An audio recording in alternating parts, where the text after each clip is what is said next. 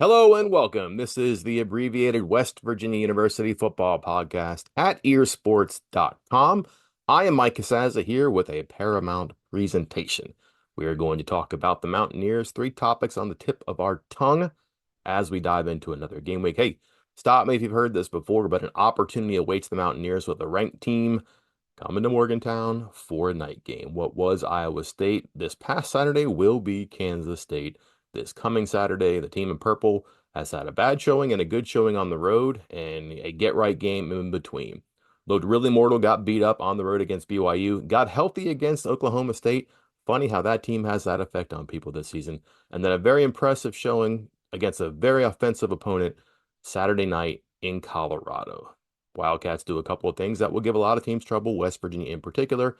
Top 10 rushing offense, top 10 rushing defense, sound defensively, good defensive backs, stout front, three-man defensive line, and then offensively speedy receivers, crafty use of the tight end, a couple of running backs, and, by the way, a running quarterback.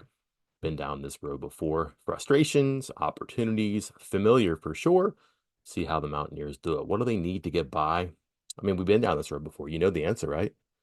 You know they need a podcast about the team. Three topics at the front of our mind. One starts with the W, one starts with the D, one starts with the U, and away we go. Today, the W stands for wince. That is perhaps what you've done when you've watched West Virginia play at times this season, and it might be what you did if you saw or heard players and coaches talk on Monday at the news conferences. This is a team that is 3-16 against ranked teams under the head coach with 8 straight losses. Your average margin of victory against those ranked opponents 8 in a row is about 20 points a game. Now, look, there are 2 outliers in there. One is a 39-point loss to Oklahoma. Maybe you cross that one off. There's also a 7-point loss to Pitt.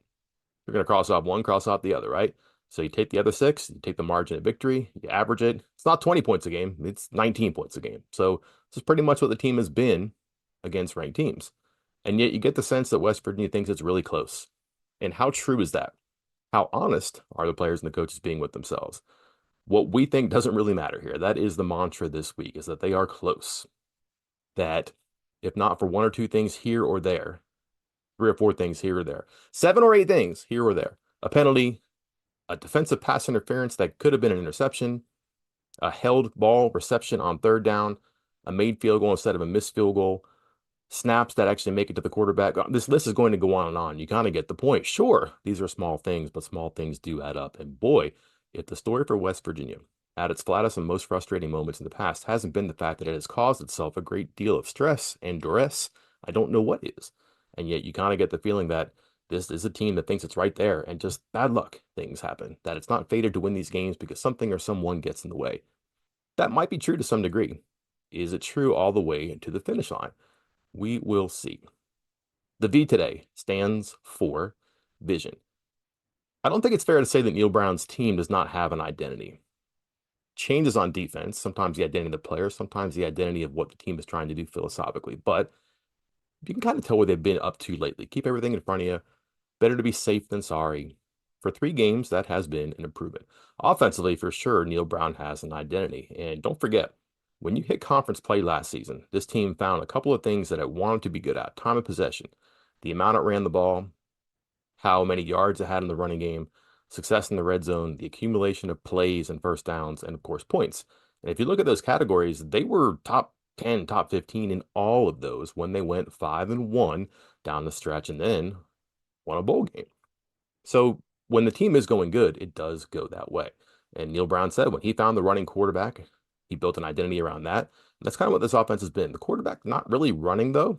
And this patience on offense really puts an onus on being efficient and being effective. That's why touchdowns in the red zone are so important to this team. 7 greater than 3, of course, but West Virginia has a habit of getting into the red zone, but it takes time to get there. Sure, accumulate first downs and points and bury your opponent beneath that. That adds up, makes a difference in the 3rd and 4th quarter. But when you get down there, you really have to be effective. You have to find your way into the end zone and not through the uprights. So that's just kind of an illustration of what they want to do.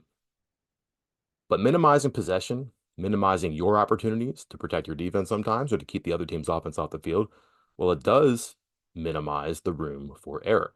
And as we've just said, when West Virginia has played good teams, mostly ranked teams, mistakes do pop up. and they do cost. So is this a formula that wins all the time? No, it's not. Is it a formula that can win? Yes, it has. West Virginia has outclassed some opponents with this approach on offense. If you look at some of their one-sided wins last year, all those metrics we just ticked off clicked. They were on West Virginia's side.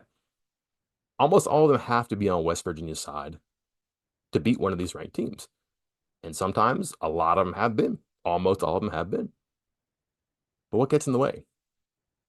Little things that do add up. And if you come up short a bunch, well, sooner or later, short distances add up to 1 lap around the track, 2 laps around the tracks, 4 laps around the track. And all of a sudden, you're not nearly as close as you think you are. West Virginia does have a vision. Can it vindicate that vision with success against a ranked team on Saturday? And finally, the U stands for uncomfortable. This is my perception. I'm putting words probably in their mouth. It does seem like that West Virginia is beginning to feel a little bit uncomfortable with the way things are. One thing to go 0-1 against Penn State. The loss against Pitt was certainly a downer. Getting back in the Big 12 with 2 wins to start the conference felt good. I don't think you'd be happy about what happened Saturday. And this 4-game mini season right in the middle between the 2 open weeks, Oklahoma State, Iowa State, Kansas State, Arizona, you had to clean up wins. 2 of them are at home. West Virginia is now 2-2 at home this season. You have to win your road games. You have to win your home games in this conference to be successful. Probably steal a couple on the road. Every time you lose one, you kind of make a little bit more weight on that road game. And the road games are not going to be easy for West Virginia. You're talking Arizona and Texas Tech on the back end of the schedule, as well as Cincinnati. What happens if you lose a second one? This team knows that it had a good situation. Oklahoma State was a wounded team that really had to get to an open week and had to deal with what West Virginia did on offense, which was very effective and efficient that day. The vision certainly worked. Oklahoma State could not defend itself. Different story with Iowa State. Now you get back-to-back ranked teams at home. This is a really good situation for West Virginia on paper. On the field is where the difference has to occur. Did not happen Saturday, has to happen again. If you can't make the best of a good situation, how are you going to make the best of a bad situation? Back-to-back losses at home against ranked teams, but back-to-back losses at home in October, one that sends you under 500, and then on the road against an Arizona team that is going to be pretty desperate. I think you can understand why people are a little bit uncomfortable at the present.